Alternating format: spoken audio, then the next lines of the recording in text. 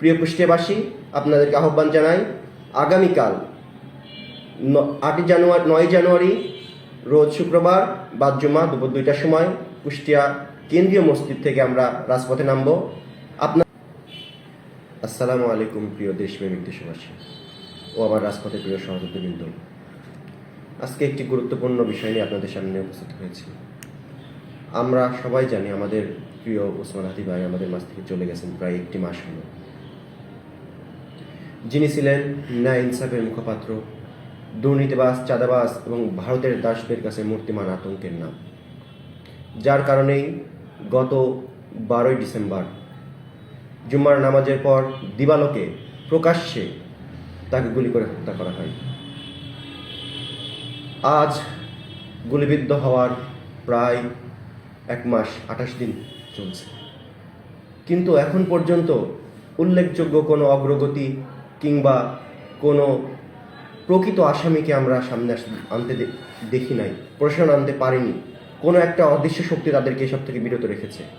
স্বয়ং ডক্টর ইউনূস এই বিষয়ে কথা বলতে ভয় পায়। আমরা জানি না আসলে এই দেশের মধ্যে এই দেশ বিরোধী শক্তিগুলো আসলে কারা।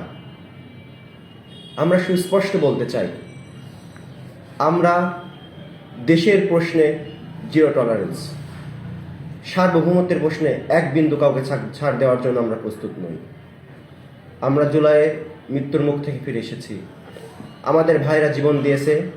যে জাতি একবার জীবন দিতে শিখে যায় সে জাতিকে আর কেউ থামিয়ে রাখতে পারবে না ইনশাআল্লাহ। আমরা লক্ষ্য করছি শুধু ওসমান হাদি ভাই না, দেশের পক্ষে যারাই কথা বলেছে এবং বলছে সবাইকেই কোনো এক অদৃশ্য শক্তি চুপ করিয়ে দিচ্ছে।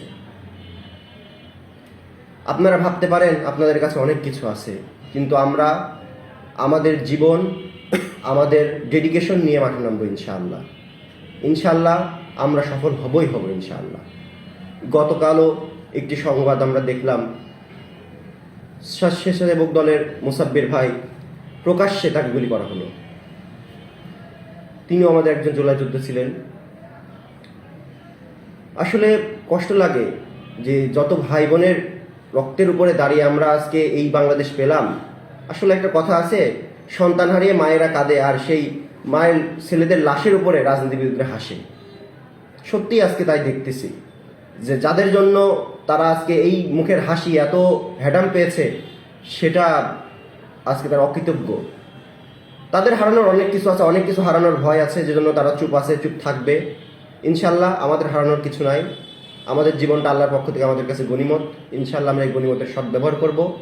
ইনশাল্লাহ যিনি ইনসাফের জন্য জীবন দিয়ে গেলেন আমাদের ওসমান হাদি ভাই, সেই মানুষের জন্য আমরা ইনসাফের লড়াইটা চালিয়ে রাখবো, চালিয়ে যাব ইনশাল্লাহ। তার জন্য আমরা ইনসাফকে নিশ্চিত করবো ইনশাল্লাহ।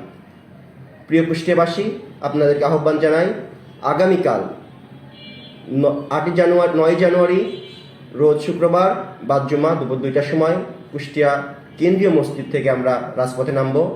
আপনাদেরকে আহ্বান জানাই, রাজপথে আমরা সামিল হই, এক কাতারে আসি। দেশপ্রেম, দেশের সার্বভৌমত্ব, আধিপত্যবাদ বিরোধী এই সকল প্রশ্নে আমরা ঐক্যমত পোষণ করে আবার আমরা দুর্বার আন্দোলন গড়ে তুলি।